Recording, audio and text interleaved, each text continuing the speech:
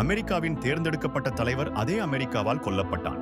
1953 Sycon, தென் Vietnam. ஒரு கத்தோலிக்க சீர்திருத்தவாதி ஜனாதிபதியாக பதவி ஏற்கிறார்.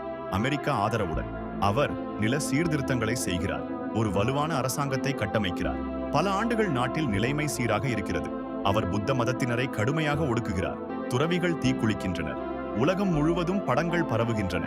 ஆனால் அமெரிக்காவுக்கு அவர் பிடிவாதமாக மாறுகிறார். CIA ரகசிய திட்டம் தீட்டுகிறது. நவம்பர் 1 தேதி இராணுவ ஆட்சி கவிழ்ப்பு நடக்கிறது. அவர் அரண்மனையிலிருந்து தப்பிக்க முயல்கிறார். ஒரு கவச வாகனத்தின் பின்புறத்தில் சுட்டுக் கொல்லப்படுகிறார். 3 வாரங்கள் கழித்து கென்னடியும் கொல்லப்படுகிறார். அமெரிக்காவின் தேர்ந்தெடுக்கப்பட்ட தலைவர் நகோடின் டியம்